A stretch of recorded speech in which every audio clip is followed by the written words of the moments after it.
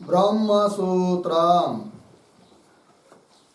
ब्रह्मसूत्र ग्रंथ में page number 682 और 682 पेज के ऊपर से 2 नंबर की पंक्ति है। न अविशेषात इत्यादि। तो बात यह चल रही है कि द्वितीय अध्याय तृतीय पाद और तृतीय पाद का यह 9 नंबर का अधिकरण चल रहा है और इस अधिकरण का नाम है अंतरा विज्ञानाधिकरणम। ठीक। और इस अधिकरण का विचार विषय है करणोत्पत्ति श्रुति। तो पीछे भूतों की उत्पत्ति का क्रम बताया है, उस क्रम का बाद करणोत्पत्ति श्रुति के द्वारा होता है या नहीं होता है, इस बात का विचार करना है। तो पूर्व पक्षी ने कहा कि आत्मा और आकाश, इनके बीच में इंद्रिय, मन, बुद्धि, प्राण इत्यादि की उत्पत्ति बताई है मुंडकोपनिषद में। ये तस्मात् जायते प्राण मनः सर्वेन्द्रियाणि च इत्यादि श्रुति में।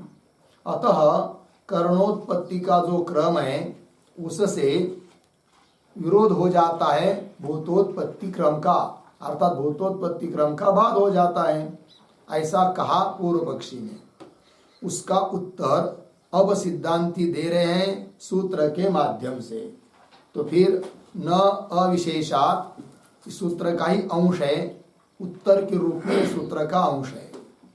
और न विशेषात न अविशेषात के पहले जितने भी सूत्र में पद है वे सब पूर्व पक्षी की बात कहने वाले हैं।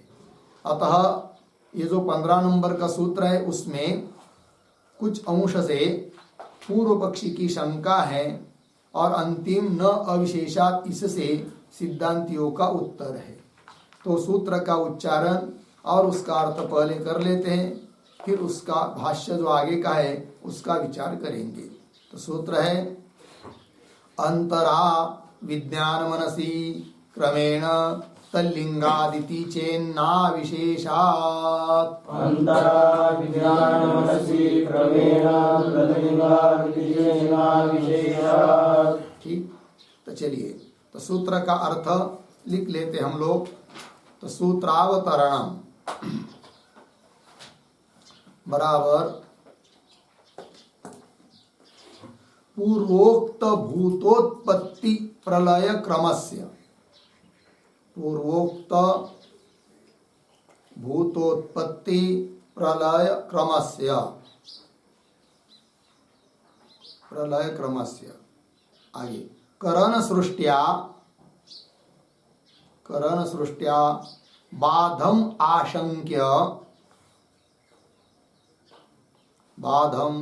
आशंक्य परिहरति अंतरा इति। ठीक है। फिर नीचे की पंक्ति में सूत्र है अंतरा विज्ञान मनसी क्रमेण तल्लिंगादिति चेन्ना विशेषात्। 2, 3, 5 सॉरी 15 2, 3, 15 पदच्छेद अंतरा विज्ञान मनसी क्रमेण तल्लिंगात् इति चेत न अविशेषात्। ठीक है। सूत्रस्थ पदों का थोड़ा सा अन्वय शुरू से, मतलब विज्ञान मनसी इसको पढ़ लेंगे। विज्ञान मनसी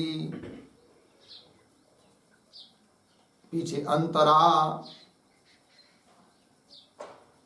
आगे तल्लिंगात् क्रमेण आगे इति चेत न अविशेषात्। ठीक है। फिर आइए पदार्थोक्ति, अन्वय के अनुसार अर्थ। प्रतीक है विज्ञान मनसी बराबर विज्ञायते अनेन विज्ञायते अनेन इति विज्ञानम इति विज्ञानम। कौंस में लिखिए जिससे विशेष ज्ञान किया जाए, विशेष ज्ञान किया जाए वह विज्ञान है, वह विज्ञान है। अर्थात इंद्रिय सहित बुद्धि, इंद्रिय सहित बुद्धि। कौन सा आगे बराबर सेंद्रिया बुद्धि विज्ञान शब्दार्थ, सेंद्रिया बुद्धि विज्ञान शब्दार्थ पूर्ण विराम। फिर आगे संकल्पात्मकम मनः,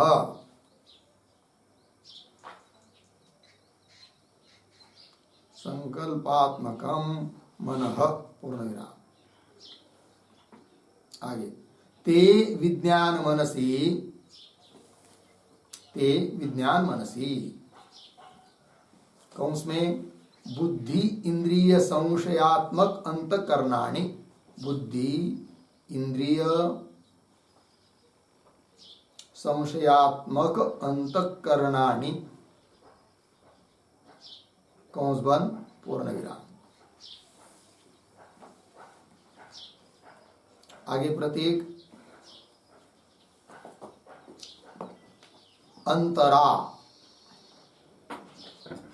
बराबर भूतानाम आत्मनः च, भूतानाम आत्मनः च अंतरा बराबर मध्ये, मध्ये जायेते, जायेते पूर्ण विराम। फिर प्रतीक है तल्लिंगात, तल्लिंगात बराबर तस्याः सृष्टेः, तस्याः सृष्टेः गमकात्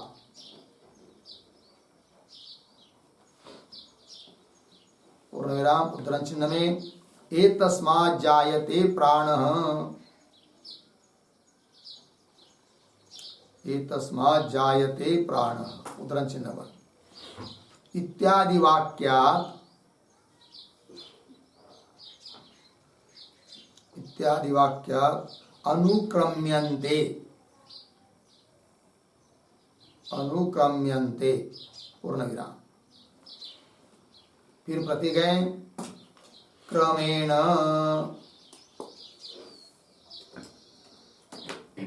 बराबर आत्मनः सकाशात्,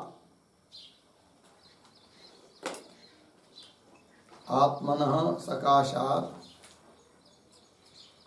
इंद्रिय बुद्धि मनांसि, इंद्रिय बुद्धि मनांसि तेभ्यश्च भूतानि, तेभ्यश्च भूतानि इति क्रमेण, इति क्रमेण पूर्वोक्तः, पूर्वोक्तः भूतोत्पत्ति क्रमः, भूतोत्पत्ति क्रमः कौंस में लिखिए आकाशाद वायु इत्यादि कौंस बन, आकाशाद वायु इत्यादि कौंस बन। आगे विरुध्यते इत्यर्थः, विरुध्यते इत्यर्थः पूर्ण विराम। फिर आगे प्रतीक इति चेत बराबर, इति चेत बराबर एवं पूर्व पक्षे प्राप्ते, एवं पूर्व पक्षे प्राप्ते, फिर आगे प्रतीक न बराबर इति कथनम नोचितम, इति कथनम नोचितम, न उचितम, पूर्ण विराम। फिर आगे कौंस में लिखिए कुतः प्रश्न चिन्ह, कुतः प्रश्न चिन्ह आगे की तरफ बांध देकर कौंस बांध। फिर आगे प्रतीक है अविशेषात, ठीक है, अविशेषात बराबर इंद्रिय बुद्धि मनसाम, इंद्रिय बुद्धि मनसाम भौतिकत्वेन, भौतिकत्वेन भूतोत्पत्ति क्रमात्, भूतोत्पत्ति क्रमात् इंद्रिय क्रमस्य, इंद्रिय क्रमस्य उत्पत्ति साम्यात्, उत्पत्ति साम्यात्, पूर्ण विराम। आगे येन क्रमेण भूतोत्पत्ति, येन क्रमेण भूतोत्पत्ति तेन एव क्रमेण, तेन एव क्रमेण भौतिकत्वोत्पत्ति, भौतिकत्वोत्पत्ति इति अतः, इति अतः न विरुध्यते इत्यर्थः, न विरुध्यते इत्यर्थः, पूर्ण विराम। कौंस में एतस्मात् जायते, एतस्मात् जायते इत्यादि श्रुति ही तो, इत्यादि श्रुति ही तो सर्वेषाम् आत्मनः सकाशात्, सर्वेषाम् आत्मनः सकाशात् उत्पत्ति मात्रं ब्रूते, उत्पत्ति मात्रं ब्रूते, अर्धविराम। न क्रमम, न क्रमम इति अतः, इति अतः केनापि वाक्येन, केनापि वाक्येन भूत सृष्टि वाक्यानां, भूत सृष्टि वाक्यानां, कौंस में लिखिए आकाशाद वायु वायोरग्नि इत्यादि, इत्यादि वाक्यानां, कौंस बंद। आगे न विरोधः भवितुम् अर्हति, न विरोधः भवितुम् अर्हति इति सिद्धान्तः, ठीक है। देखो भाई अर्थ सूत्रावतरण में लिख रहे हैं पूर्वोक्त भूतोत्पत्ति प्रलय क्रमस्य, पीछे जो भूतों की उत्पत्ति का क्रम बताया है और भूतों के प्रलय का भी क्रम बताया है, तो उन क्रमों का करण सृष्टिया, करण इंद्रियादि मन बुद्धि इत्यादि इंद्रिय वगैरह, उनकी उत्पत्ति से, उनकी जो सृष्टि बताई उत्पत्ति बताई, उनसे उस भूतोत्पत्ति के क्रम का बाद हो सकता है, ऐसी शंका करता है पूर्व पक्षी। और ऐसी शंका करके फिर सिद्धांती उत्तर दे रहे हैं। तो इसी सूत्र में शंका भी है, उत्तर भी है। फिर नीचे सूत्र आया, फिर उसका पदार्थोक्ति में देखिए, तो प्रतीक है विज्ञान मनसी। तो विज्ञान मनसी शब्द से क्या क्या लिए जाते हैं, तो व्युत्पत्ति के बल पर बताया जा रहा है कि विज्ञायते अनेन इति विज्ञानम, विज्ञायते विशेष रूप से जाना जाता है, ज्ञान किया जाता है, वह विज्ञान है। विशेष, जिससे विशेष ज्ञान किया जाए वो विज्ञान। वो कौन है? अर्थात इंद्रिय सहित बुद्धि, उनके द्वारा विशेष ज्ञान किया जाता है, तो उनको ही कहते विज्ञान।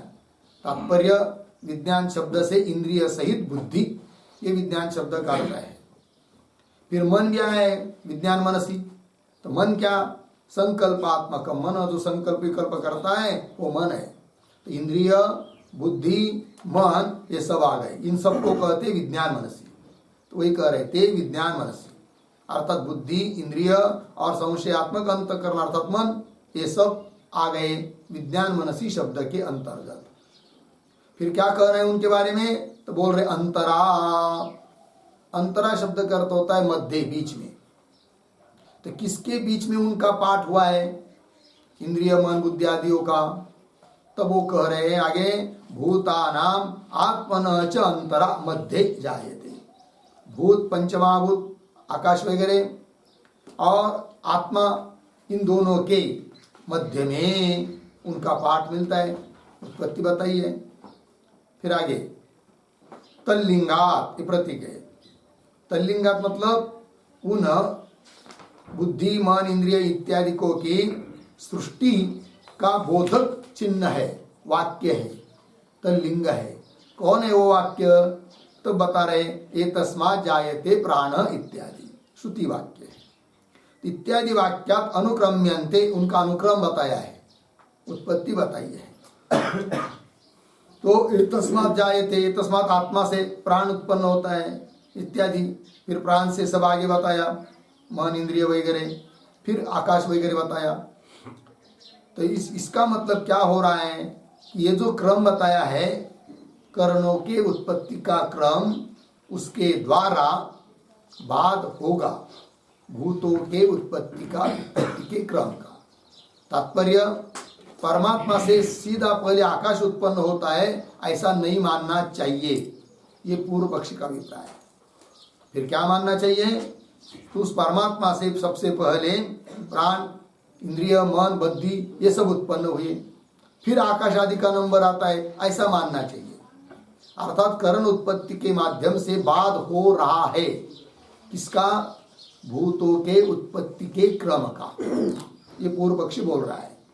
वही कर रहा है क्रमेण। तो आत्मन सकाशात, आत्मा से, सकाशा तो से, आत्मा से इंद्रिय, बुद्धि, मनांसी ये सब उत्पन्न होते, ऐसा मानो। और तेभ्य, फिर उनसे भूतानि, आकाश वगैरह खम, भूतानि इति क्रमेण, ऐसा क्रम होने के कारण पूर्वोक्त भूतोत्पत्ति क्रम, पीछे के अधिकरण में बताया हुआ जो भूतों के उत्पत्ति का क्रम श्रुति ने कहा था, आकाशाद वायु, वायुरग्नि इत्यादि, तो वह विरुद्धते, उसका बाद हो जाता है। इति चेत, ये पूर्व पक्षी बोला अभी तक। तब सिद्धांति करे इति चेत, मतलब एवं पूर्व पक्षे प्राप्ते सति, इस प्रकार यदि पूर्व पक्षी प्राप्त होता है तो उत्तर दे रहे न अविशेषात। न मतलब इति कथनम, यह पूर्व पक्षी का कहना उचित नहीं है। बोलेंगे क्यों उचित नहीं है? कारण बता रहे, अविशेषात, हेतु दे रहे। क्या तात्पर्य इसका? तब करे इंद्रिय बुद्धि मनसा भौतिकत्वेन, तो भूतों की उत्पत्ति बताइए आकाशाद वायु इत्यादि से। तस्मात् वायु तस्मात् आत्मन आकाश संभूत, आत्मा से आकाश, आकाश से वायु, है कि नहीं? भूतों की उत्पत्ति बताइए। और ये तस्मात् जायते प्राण, इस श्रुति में पहले इंद्रियादिक बताए हैं, किंतु वे इंद्रियादिक भूतों से भिन्न नहीं है ना। यदि भूतों से अतिरिक्त होते और उनकी उत्पत्ति पहले बताई होती इंद्रियादिकों की, तब हम कह पाते कि इंद्रियों के उत्पत्ति क्रम के द्वारा बाद होता है भूतों के उत्पत्ति के क्रम का। किंतु वह इसलिए नहीं कह सकते कि वो 5 भूतों की उत्पत्ति जो पीछे बताई है और यहाँ इंद्रिय बताए हैं, तो वे इंद्रिय भूतों से अलग है नहीं, पंचमहाभूत स्वरूप है। अतः भूतों की इंद्रियों की उत्पत्ति भूतों की उत्पत्ति से अतिरिक्त नहीं है। अतः इनके क्रम से उनके क्रम का बाद होने का कोई प्रश्न ही नहीं उठता है, ये उत्तर दिया जा रहा है। तो वही कह रहे हैं अविशेषात। तो क्या अविशेष भाई? तो इंद्रिय मनसाम, इंद्रिय बुद्धि मन ये सब भौतिकत्वेन, भूतों का कार्य होने के कारण उनका अंतर्भाव भूतों में ही होता है। भौतिकत्वेन भूतोत्पत्ति क्रमात् इंद्रिय क्रमस्य उत्पत्ति साम्या, भूतोत्पत्ति का जो क्रम है उससे इंद्रिय क्रम की उत्पत्ति की साम्यता है, समानता है, एक रूपता है, अलग से उत्पत्ति इनकी नहीं है। उसी का स्पष्टीकरण कर रहे और आगे, येन क्रमेण भूतोत्पत्ति तेन एव क्रमेण भौतिकोत्पत्ति, जिस क्रम से भूतों की उत्पत्ति है उसी क्रम से भौतिक अर्थात भूतों का कार्य स्वरूप जो इंद्रियादिक है उनकी उत्पत्ति है, क्योंकि वो उन स्वरूप है, भूत स्वरूप है। तेन एव क्रमेण भौतिकत्वोत्पत्ति इति, अतः ऐसा होने से न विरुध्यते, अतः करणोत्पत्ति के द्वारा भूतोत्पत्ति का क्रम बाधित नहीं होता है, विरोध नहीं आता है। ठीक है, और आगे बता रहे हैं, एतस्मा जायते इत्यादि श्रुति तु सर्वेषां आत्मन सकाशात उत्पत्ति मात्रम ब्रूते, ये भी एक बात है। एतस्मा जायते श्रुति में क्या बात बताई है? इसके बाद वो उत्पन्न होता है, उसके बाद वो उत्पन्न होता है, उसके बाद वो उत्पन्न होता है, ऐसा क्रम तो बताया नहीं है। यदि क्रम बताया होता तब पूर्व पक्ष की शंका करना उचित था कि इस क्रम से उस क्रम का बाद हो रहा है। किंतु एतस्मात् जायते प्राण, इस श्रुति में पदार्थों के वस्तु की उत्पत्ति का क्रम नहीं बताया है, केवल वस्तुओं की उत्पत्ति बताई है, ये बात कह रहे हैं। एतस्मात् जायते इत्यादि श्रुति तो सर्वेषां, सभी पदार्थों की, इंद्रिय मन बुद्धि आदि आकाश आदि की, आत्मन सकाशात, आत्मा से उत्पत्ति मात्रम ब्रूते, उत्पत्ति केवल बताई जा रही है, न क्रमम, क्रम नहीं।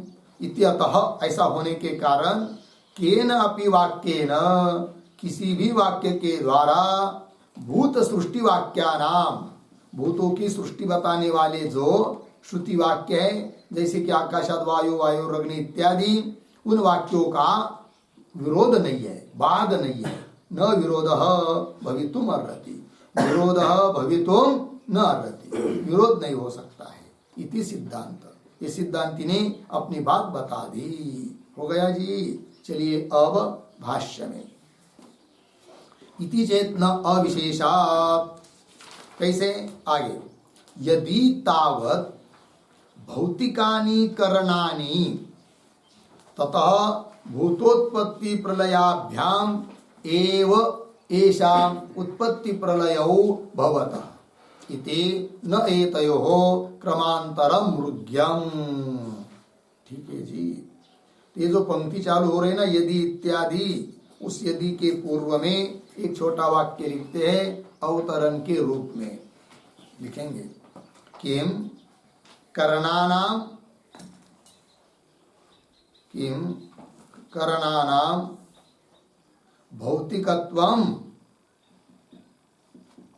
भौतिकत्वम उत अभौतिकत्वम, उत अभौतिकत्वम, प्रश्न चिन्ह। आगे, आद्यम प्रति आह, आद्यम प्रति आह यदि इति। ठीक है, देखो भाई अर्थ, किम क्या, करणानाम भौतिकत्वम उत अभौतिकत्वम, ये विकल्प कर रहे सिद्धांति पूर्व पक्षी को, क्या कि करणानाम, कर्णों में भौतिकत्व है या अभौतिकत्व है, अर्थात भूतों का कार्य है या नहीं है, ये दो बात, दो विकल्प। किम करणानाम भौतिकत्वम उत अभौतिकत्वम, आद्यम प्रति, यदि कहेगा पूर्व पक्षी कि कर्णों में भौतिकत्व है, भूतों का कार्य है वो, तो उत्तर दे रहे उसकी शंका का, भूतों का कार्य है इंद्रियादि, ये स्वीकार कर लिया तो उसके आधार पर ही उत्तर दे रहे हैं।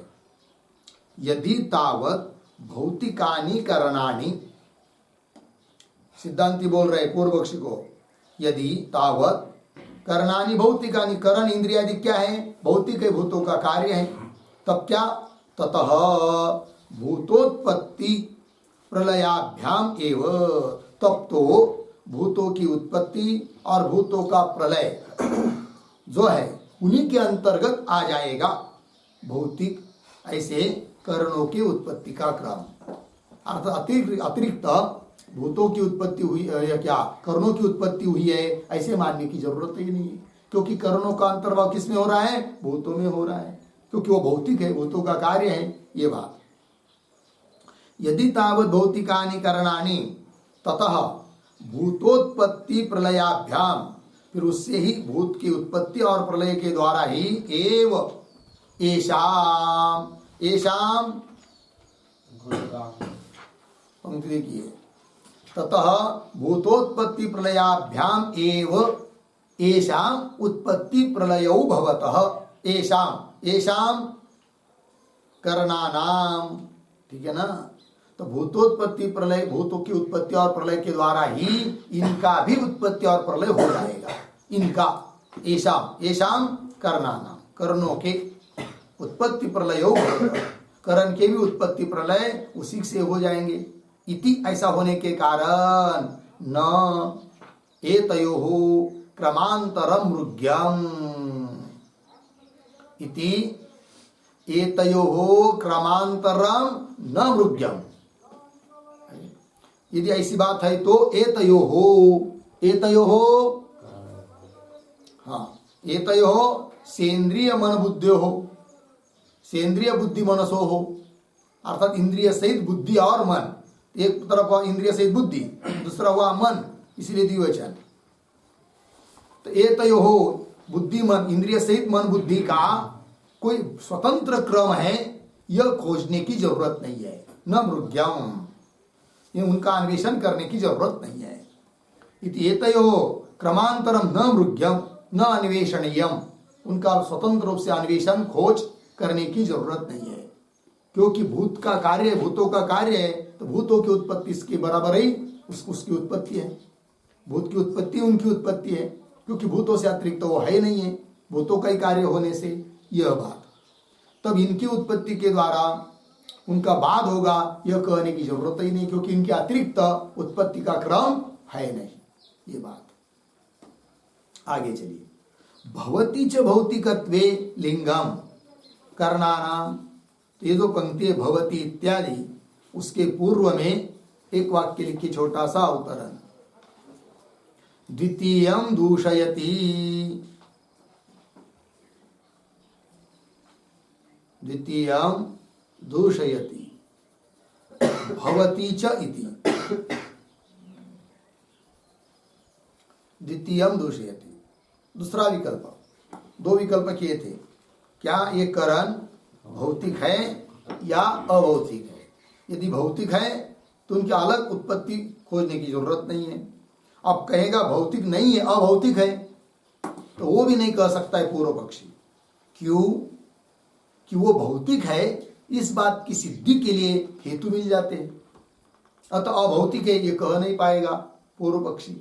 वही पंक्ति बोली जा रही है, भवती च भौतिकत्वे लिंगम करणानाम, थोड़ा अन्वय, च करणानाम, आगे है ना, करणानाम पीछे, भौतिकत्वे लिंगम, फिर शुरू में भवती च, और करणों में भौतिकत्व है, भूतों का कार्यत्व है, भूत से अतिरिक्त नहीं है, इस बात की सिद्धि के लिए लिंगम भवती हेतु है।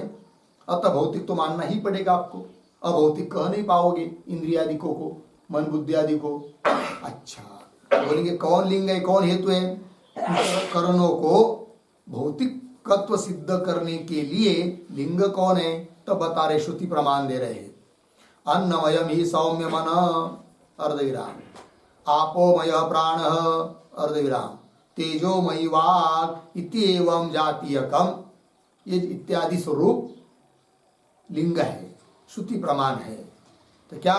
हे सौम्य, अन्नमयम ही मन है कि नहीं? हे सौम्य, मन का ये क्या है? अन्नमय, अन्न पृथ्वी, अर्थात पृथ्वी स्वरूप है कौन? मन, अर्थात भौतिकत्व आ गया मन में।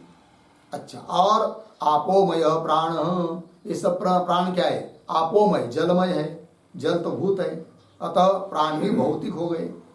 तेजोमयी वाक्, तेज भी भूत है, और तेज स्वरूप है कौन? वाणी। ये भी बात बताई जा रही है। तो तेजोमयी वाक् इति एवं जातीयकम इत्यादि स्वरूप लिंग है, हेतु है। किस बात की सिद्धि के लिए? करण भौतिक है, इस बात को बताने के लिए। अब करणों में भौतिकत्व सिद्ध हो गया तो उन करणों की अतिरिक्त उत्पत्ति खोजने की जरूरत नहीं है। भूतों की उत्पत्ति उनकी उत्पत्ति है। अतः करणों का उच्चारण उल्लेख भले एतस्मात् जायते श्रुति में हो, आत्मा और आकाश के बीच में करणों का उल्लेख हो, तो भी उसके द्वारा भूत उत्पत्ति के क्रम का बाद होता नहीं। ये बात सिद्ध हो जाती है। ठीक। अब प्रश्न उपस्थित होगा, यदि ऐसी बात है, थोड़ा ध्यान दीजिए, क्या कि करण क्या है? भूत स्वरूप है, हाँ? अतः भूतों की उत्पत्ति उनकी उत्पत्ति है। यदि ऐसी बात है तो भूतों से अतिरिक्त उनका उच्चारण क्यों किया श्रुति ने? उनका व्यपदेश, उनका कथन, उनका उल्लेख क्यों किया? क्योंकि साफ साफ श्रुति बता रही है क्या? एतस्मात् जायते प्राण, है कि नहीं? हाँ, एतस्मात् जायते प्राण, इससे प्राण उत्पन्न हुए, फिर मन, फिर बुद्धि, फिर आकाश, फिर ये सब बताया है किस श्रुति में? एतस्मात् जायते प्राण इत्यादि श्रुति में। तो अलग से स्वतंत्र रूप से उसका उल्लेख क्यों किया जा रहा है? फिर इसका मतलब भौतिक नहीं है। भौतिक होते तो भूतों से अतिरिक्त तो उनका उल्लेख नहीं होता। ये पूर्व पक्षी का अभिप्राय, तो उसका उत्तर देना है आगे की पंक्ति से। व्यपदेशोपि क्वचित भूतानां करणानां च ब्राह्मण परिव्राजक न्यायेन नेतव्यः। ठीक है, थोड़ा सा अन्वय करते हैं, दो शब्द छोड़कर आगे। क्वचित भूतानां करणानां च, फिर पीछे क्या? व्यपदेश अपि, फिर आगे ब्राह्मण परिव्राजक न्यायेन नेतव्यः। हो गया, बाकी सरल है। तो देखो भाई, देखिए, तो क्या करें? हाँ, तो ये हो गया अन्वय। अब ये जो पंक्ति चालू हुई ना, व्यपदेश इत्यादि, उसके पूर्व में एक वाक्य लिखे अवतरण के रूप में, ननो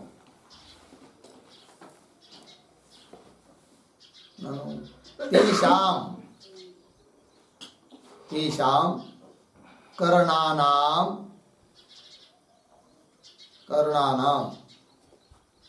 भौतिकत्वे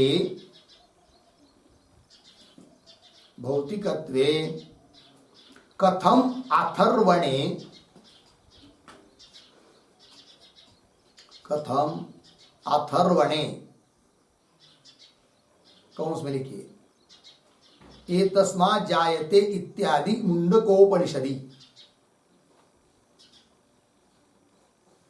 एतस्मात् जायते इत्यादि मुंडकोपनिषदि, कौंस बंद। आगे पृथक तज्जन्म कथनम, पृथक तज्जन्म कथनम और देवराम भूत जन्मोक्त्या एव, भूत जन्मोक्त्या एव तज्जन्म सिद्धेः, तज्जन्म सिद्धेः इति अतः आह, इति अतः आह व्यपदेशोपि इति। ठीक है, देखो भाई अर्थ। पूर्व पक्षी शंका कर रहा है कि ननु तेषाम करणानां, वे जो करण इंद्रिय मन बुद्धि वगैरह भौतिकत्व यदि भौतिक है, भूतों का कार्य है, तो कथम अथर्वणे, अथर्वण वेद में अर्थात मुंडकोपनिषद में, ये तस्मात् जायते प्राण इत्यादि मंत्र में है कि नहीं? क्या पृथक जन्म कथनम, स्वतंत्र रूप से उनका जन्म, उनकी उत्पत्ति का कथन क्यों किया? किनकी उत्पत्ति का कथन? बोलते जाओ भाई आप लोग। करणों की उत्पत्ति का कथन मन बुद्धि इत्यादि की उत्पत्ति का कथन अलग से क्यों किया? यदि वो भूत का ही कार्य है तो, भौतिक है तो, ये प्रश्न। ननु तेषां करणानां भौतिकत्वे कथम अथर्वणे पृथक तज्जन्म कथनम, क्योंकि भूत जन्मोक्त्या एव तज्जन्म सिद्धे है। भूतों की जन्म, भूतों की उत्पत्ति से ही उनकी उत्पत्ति की सिद्धि हो सकती है, तो अलग से उनका उल्लेख क्यों किया, ये प्रश्न।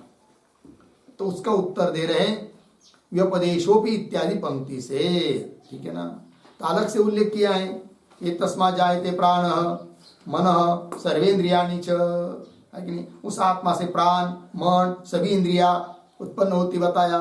फिर आगे आया है खम वायु ज्योति आप पृथ्वी विश्वस्य धारिणी। तो खम वायु आकाश वायु इत्यादि भूत है, और उससे अतिरिक्त स्वतंत्र रूप से उल्लेख है किनका? मन प्राण बुद्धि सर्वेंद्रिय इनका, वो क्यों है फिर, ये प्रश्न उत्तर दे रहे भाष्य पंक्ति से। तो क्वचित अन्वय के अनुसार क्वचित भूतानां करणानां च, कहीं कहीं पर, जैसे तस्मात् जायते यहां पर कहीं कहीं पर भूतों का और करणों का क्या व्यपदेश अपि, व्यपदेश कथन उल्लेख है कि नहीं, दोनों का जो उल्लेख है, दोनों का जो कथन है अलग अलग शब्दों से, वो कैसा समझना चाहिए? ब्राह्मण परिव्राजक न्यायेन नेतव्य। नेतव्य शब्द का अर्थ लिखिए स्वीकर्तव्य। उसको ब्राह्मण परिव्राजक न्याय से समझना चाहिए, ये कह रहे। ठीक है, ब्राह्मण परिव्राजक न्याय पता है? तो ब्राह्मण परिव्राजक न्याय क्या होता है तो समझ लीजिए। पहले होता क्या है समझ लीजिए।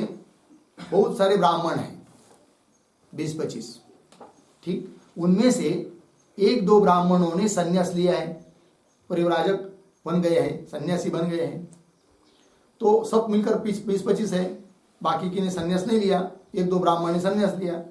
फिर किसी ने कह दिया अरे जाओ भाई, अभी भोजन का समय हो गया है, उस हॉल में सब ब्राह्मण लोग बैठे हैं, उन ब्राह्मणों को और उन सन्यासियों को ले आओ भोजन के लिए, परिव्राजकों को ले आओ। अब यहां पर क्या वाक्य हुआ? ब्राह्मणों को और परिव्राजकों को ले आओ, ये बताया। ऐसा वाक्य न बोलकर केवल इतना ही बोला होता क्या कि जाओ भाई उन सभी ब्राह्मणों को ले आओ, तो भी उस परिव्राजक कौन है? ब्राह्मण से भिन्न नहीं है ना। तो ब्राह्मण को ले आओ, तो ब्राह्मण ही सन्यासी बने एक दो, तो उनके अंतर्गत वो भी आ जाते। ब्राह्मण को ले आओ इतना कहने से ही सभी ब्राह्मण आ सकते थे, सन्यासी भी उसमें आ सकते थे। तो भी अलग से उल्लेख किया क्या कि उन ब्राह्मणों को और परिव्राजकों को ले आओ, सन्यासियों को भी ले आओ। फिर इसका मतलब ब्राह्मण परिव्राजक ब्राह्मण होते हुए भी, ब्राह्मण ही है वो कौन? परिव्राजक सन्यासी, तो भी उनका परिव्राजक के रूप में अलग से उल्लेख किया गया, क्योंकि सामान्य ब्राह्मणों से वो सभी ब्राह्मण ही है, किंतु उनसे इनमें कुछ विशेषता है, अतः अलग से उच्चारण किया। उसी प्रकार भूतों की उत्पत्ति बताई जाती है श्रुतियों में, किंतु कहीं कहीं श्रुति में भूतों के साथ साथ करणों का भी उल्लेख किया गया है। यद्यपि वे करण भूत स्वरूप ही है, भूतों का उल्लेख होने से, ब्राह्मणों का उल्लेख होने से परिव्राजक भी आ जाते हैं, तो भूतों का उल्लेख होने से वे करण भी आ जाते हैं। तो भी अलग से करण का उल्लेख इसलिए किया जाता है कि भूतों से कुछ विशेषता है उन करणों में। भूतों का कार्य होने पर घटपट भी भूतों का कार्य है, मन आदि भी भूतों का कार्य है, किंतु उसमें कुछ विशेषता होने के कारण भूतों के उल्लेख के साथ साथ उन करणों का भी उल्लेख किया गया।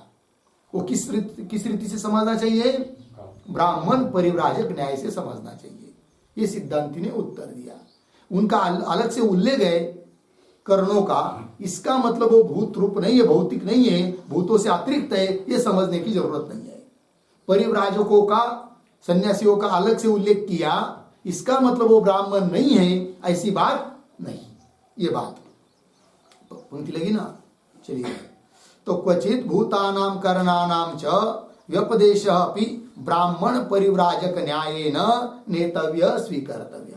अतः वो अलग से उल्लेख, अलग से व्यपदेश भी कोई इस बात को सिद्ध नहीं कर सकता कि इंद्रिय मन वगैरह भौतिक नहीं है करके, अभी तो भौतिक ही है, ये बात हो जाती है। और भौतिक है तो भूतों की उत्पत्ति का क्रम ही उनकी उत्पत्ति का क्रम है, अर्थात करणों की उत्पत्ति का क्रम भूतों के उत्पत्ति के क्रम को बाधित नहीं करेगा, विरोध नहीं करेगा, ये बात सिद्ध हो जाती है। ठीक, आइए आगे। अथ तू अभौतिकानि करणानि तथापि भूतोत्पत्ति क्रम न करण ही विशेष्यते। ठीक है, अब थोड़ी नई बात बोल रहे हैं, अथ इत्यादि। वो क्या है बात? तो अथ के पूर्व में एक वाक्य लिख लेंगे अवतरण, तो समझ में जल्दी आएगा। तो लिखते हैं प्रौढ़ीवादेन, प्रौढ़ीवादेन तेषां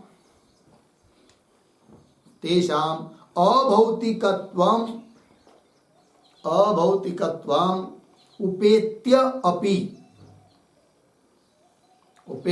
अपि श्रुति अविरोधम आह,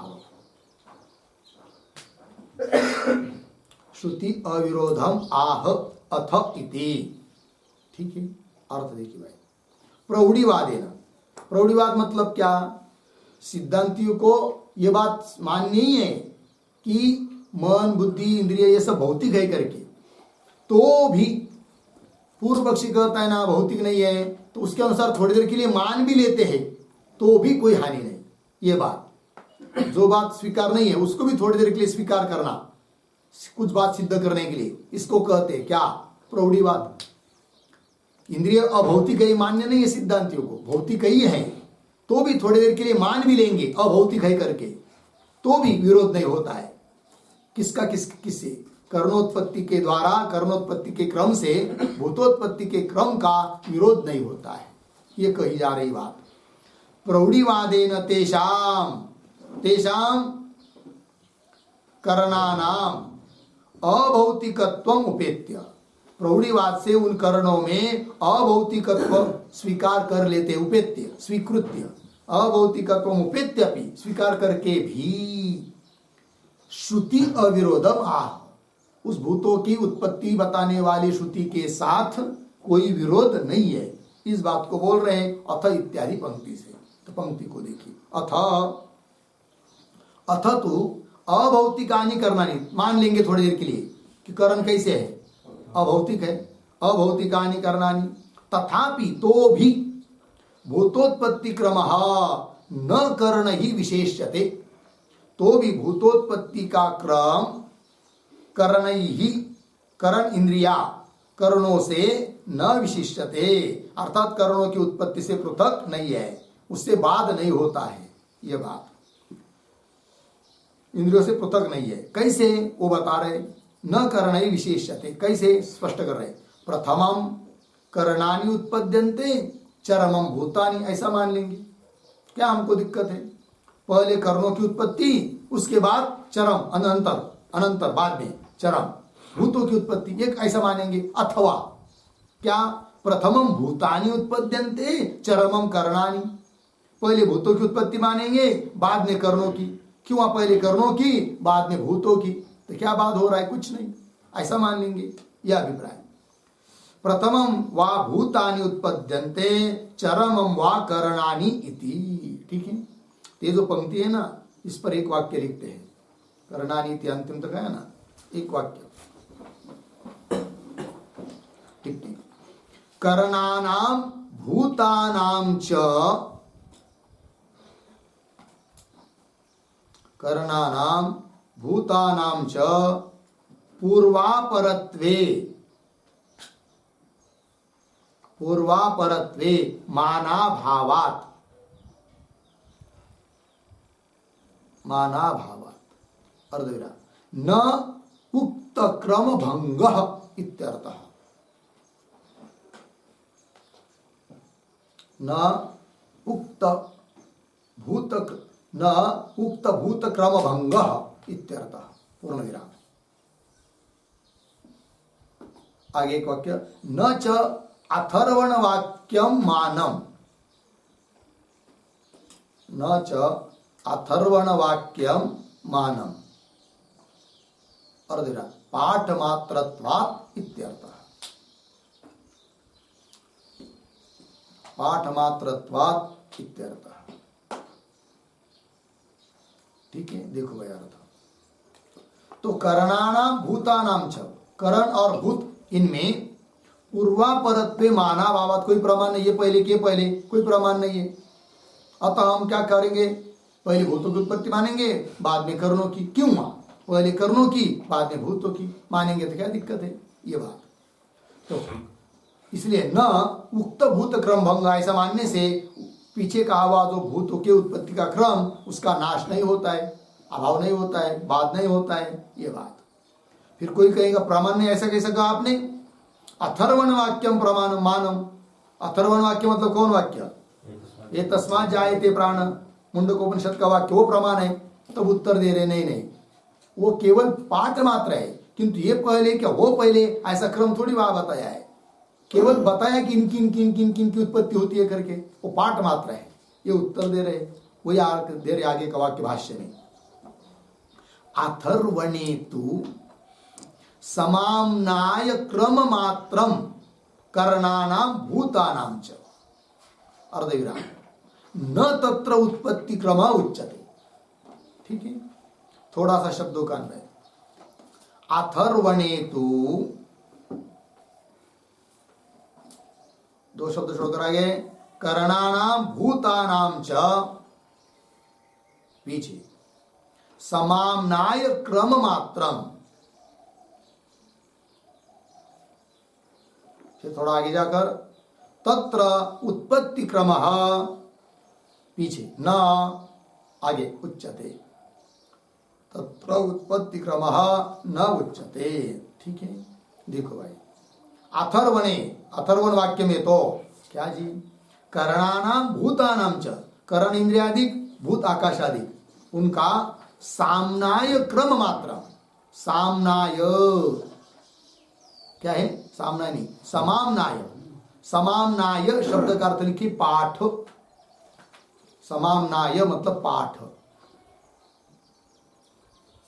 तो समाम्नाय क्रम मात्र मतलब पाठ क्रम है केवल, फिर क्या नहीं है, तत्र उत्पत्ति क्रम न उच्यते, उत्पत्ति का क्रम नहीं है।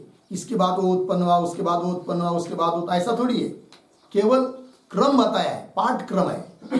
ये उत्पन्न होता है, ये उत्पन्न हो रहा नहीं है। अतः उस वाक्य के वो वाक्य प्रमाणे यह भी कह नहीं सकते कि किसकी उत्पत्ति पहली है। इस बात को बताने के लिए मान नहीं है, प्रमाण नहीं है। अतः कर्णों की उत्पत्ति बाद में भूतों की उत्पत्ति, क्यों भूतों की उत्पत्ति बाद में कर्णों की उत्पत्ति, ऐसा भी मान सकते हैं। अतः कोई विरोध नहीं, ये बात ठीक है। आगे चलिए, तथा अन्यत्र अपि पृथक एव भूत क्रमात् करण क्रम आम्नायते। प्रजापतिर्वा इदम अग्रे आसीत् आत्मानम् ऐक्षत स मनः सृजत तन्मनः एव आसीत् तद आत्मानम् ऐक्षत तद वाचम असृजत इत्यादिना। ठीक है, आइए भाई, तो देखो, तथा उसी प्रकार अन्यत्रापि पृथक एव क्रम, अलग ही क्रम बताया है। ये जो पंक्ति तथा इत्यादि, उसके पूर्व में एक छोटा वाक्य लिखिए, तर्हि कथम क्रम निर्णयः,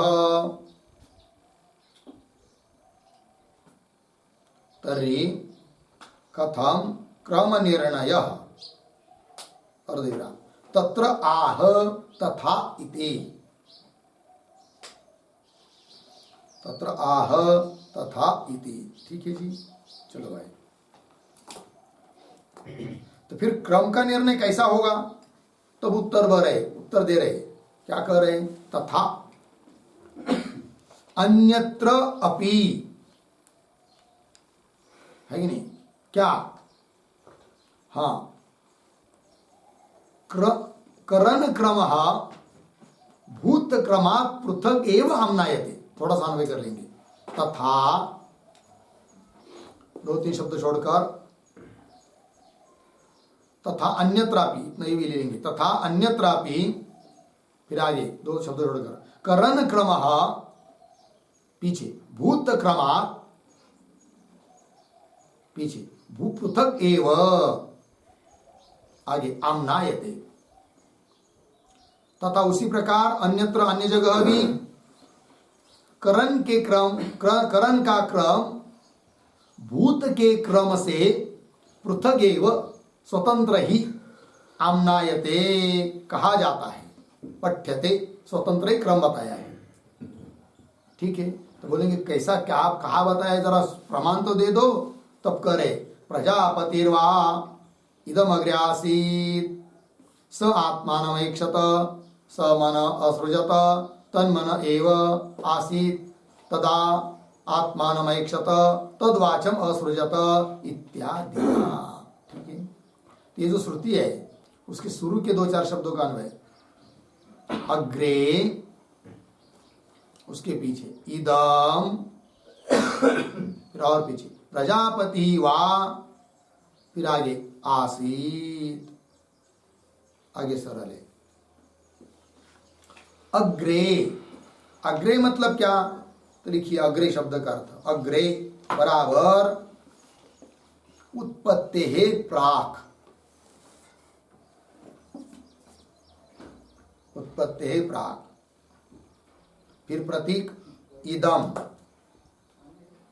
बराबर स्थूलम, फिर प्रतीक है प्रजापति बराबर सूत्रात्मा आसीत,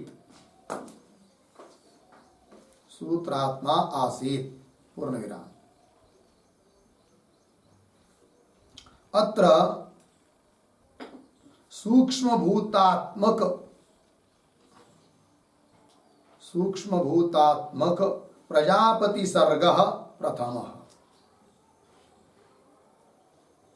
प्रजापति सर्गः प्रथमः अर्धविराम। ततः मन आदि सर्गः, मन आदि सर्गः इति क्रमः भाति, इति क्रमः भाति इति भावः। ठीक है, हो गया अर्धे की भाई। अग्रे उत्पत्ति प्राक, समस्त जगत उत्पन्न होने के पहले, इदम मतलब स्थूल, तो अग्रे इदम उत्पन्न होने के पहले ये सब स्थूल क्या था, प्रजापति ही था, प्रजापति से अतिरिक्त नहीं था। तो प्रजापति ना तो सूत्रात्मा आसित। तो यहाँ पर सूक्ष्म भूतात्मक कौन बताया, प्रजापति को बताया, प्रजापति सर्ग प्रथम, ततः मन आदि सर्ग, उसके बाद मन आदि का सर्ग सृष्टि उत्पत्ति बताई है, इति क्रमः भाति इति भावः। ठीक, आइए मूल में अग्रे इदम प्रजापति वासी, प्रजापति था पहले, स फिर वो प्रजापति ने क्या किया, आत्मानं ऐक्षत, स्वयं क्या किया उसने, इक्षण किया। ठीक है ना, उसने अपने विषय में इक्षण किया, और इक्षण करने के बाद उसने क्या किया, स मन असृजत, उस प्रजापति ने मन की रचना की। तो पहले सूक्ष्म भूतों की उत्पत्ति हुई, स्थूल उत्पन्न होने के पहले प्रजापति था अर्थात सूक्ष्म भूत थे, उसके बाद फिर मन की उत्पत्ति हो रही है। तो सूक्ष्म भूतात्मक प्रजापति सर्ग पहला, फिर उसके बाद मन आदि का सर्ग सृष्टि, ये क्रम दिखाई दे रहा है, अलग से स्वतंत्र क्रम।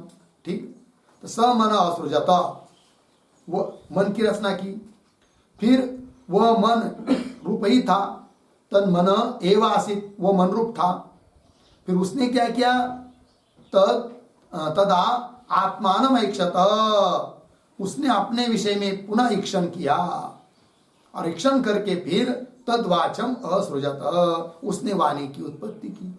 ये बात बताइए इत्यादि ना। ठीक है ना, तो क्या बताया इत्यादि से, तो करण का क्रम भूतों के क्रम से पृथक बताया है इस प्रकार। अतः यदि पृथक क्रम मानेंगे तो, और पहला कौन सा बाद में कौन सा, ये तो कोई प्रमाण नहीं है। तो भूतों का क्रम पहला फिर करणों का क्रम, या करण का क्रम पहला या फिर भूतों क्रम, ऐसा मान लेंगे तो भी परस्पर कोई विरोध नहीं होता है, इस बात को बता दिया। ठीक है, वैसे तो समाधान पहला का ही ठीक है, ऊपर वाला, क्योंकि इंद्रिय आदि के भूतों से भिन्न है नहीं है, तो भूतों की उत्पत्ति उनकी उत्पत्ति है, अतः करण के क्रम से भूतों के क्रम का बाद होता नहीं है, वो तो ठीक है। किंतु अलग से भी मान लेते हैं कर्णादिकों को तो भी कोई दिक्कत नहीं, ये कह दिया अथ इत्यादि से आगे हो गया ना। फिर आगे चलिए अंतिम, तस्मात् नास्ति भूतोत्पत्ति क्रमस्य भंगः, ठीक है, थोड़ा अन्वय, तस्मात् भूतोत्पत्ति क्रमस्य भंगः नास्ति, और तस्मात् के पहले एक वाक्य लिखते हैं अवतरण, एवं च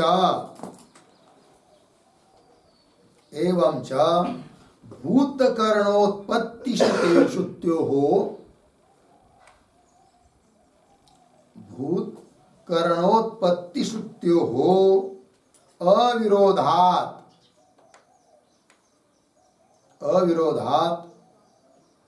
ब्रह्मणि समन्वय सिद्धि,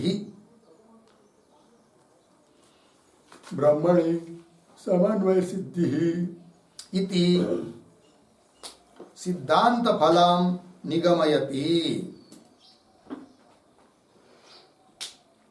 इति सिद्धांत फलम निगमयति तस्मात् इति, ठीक है।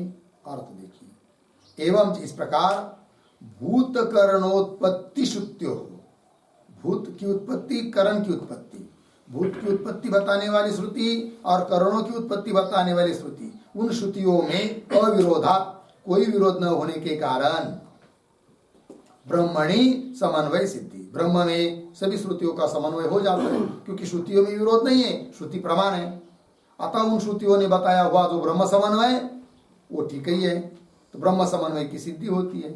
और यदि श्रुतियों का परस्पर विरोध सिद्ध होता है तो उसमें प्रामाण्य नहीं आ पाएगा विरोध होने से, और प्रामाण्य नहीं रहेगा तो उन श्रुतियों के द्वारा बताया हुआ जो ब्रह्म समन्वय उसकी सिद्धि नहीं होगी, ठीक है। चलिए भाई, तो अविरोधात् ब्रह्मणि समन्वय सिद्धि इति सिद्धांत फलम, सिद्धांत में जो फल है उसका उपसंहार कर रहे निगमयति तस्मात् इत्यादि पंक्ति से, ठीक है। तो तस्मात् भूतोत्पत्ति क्रमस्य, भूतों के उत्पत्ति का जो क्रम श्रुति ने बताया है उस क्रम का भंग अर्थात अभाव, बाद, नाश, विरोध नास्ति नहीं है। हो गया जी, ये बात हो गई। इसके साथ साथ 15 नंबर के सूत्र का भाष्य पूरा हुआ और उसके साथ साथ 9 नंबर का अधिकरण भी यहाँ समाप्त हुआ, ठीक है। फिर आगे नया अधिकरण चालू हो रहा है 10 नंबर का, उसका नाम है चराचर व्यापाश्रयाधिकरणम, ठीक है। ये कई सूत्र का यह अधिकरण है, तो चराचर व्यापाश्रयाधिकरण है, ठीक है। तो इसके भी 6 अंग हम लोगों को लिखने हैं, तो 1-2 जितना हो लिख लेते हैं। तो शीर्षक है चराचर व्यापाश्रयाधिकरणम,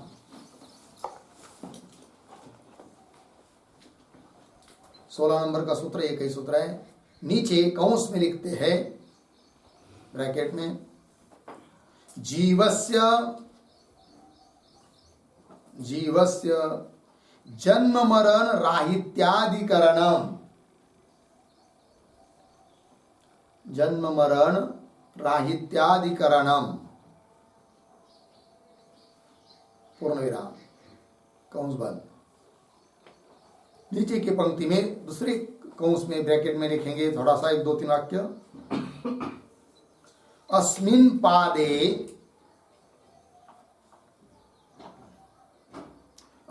पादे एतावत् पर्यन्तं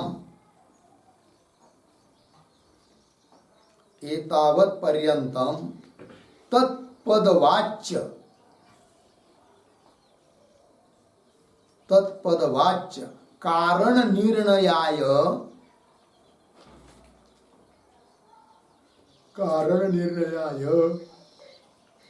भूतश्रुतीनां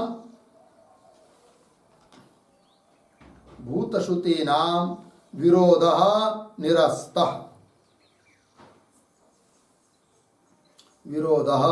निरस्तः, अर्धविराम। इदानीं आपाद समाप्तेः आपाद समाप्तेः त्वं पदार्थ शुद्ध्यै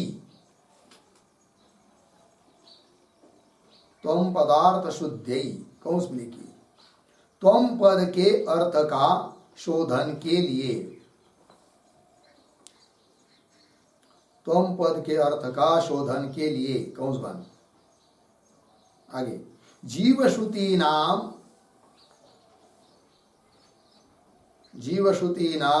विरोधः निरस्यते जीवश्रुति नाम विरोधः निरस्यते पूर्ण विराम कंस बंद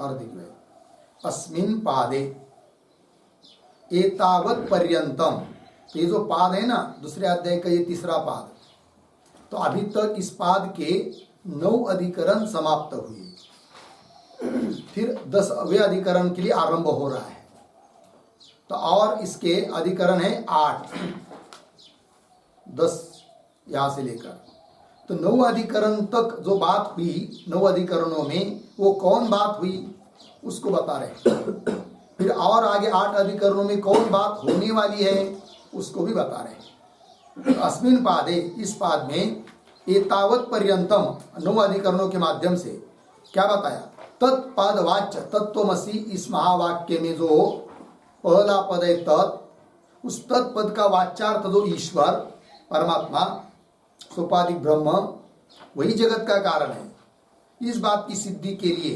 तत्पदवाच्य कारण निर्णयाय उस निर्णय करने के लिए भूत श्रुति नाम विरोध निरस्त भूत की उत्पत्ति जो बताई है उन श्रुतियों के साथ कोई विरोध नहीं तो विरोध का निराकरण किया अभी तक फिर यहां से आगे इदानीम आपाद समाप्ते मतलब यह पाद समाप्त होने तक त्वं पदार्थ शुद्धि अर्थ त्वं पद के अर्थ का शोधन करने के लिए त्वं पद का वास्तविक अर्थ कौन है इसका निर्णय करने के लिए जीव श्रुति नाम विरोध निरस्यते जीव के बारे में बताने वाली जो श्रुतियां हैं जीव की उत्पत्ति भी कुछ श्रुति में बताई है ऐसा देखने को मिल रहा है किंतु उत्पत्ति है नहीं वो सभी बातों के विचार यहाँ से आगे करना है तो जीव श्रुति नाम विरोध निरस्यते हो गया जी ये बात हो गई फिर अधिकरण की जो 6 अंग है तो उसको लिखना है किंतु उसका विचार हम लोग कल करेंगे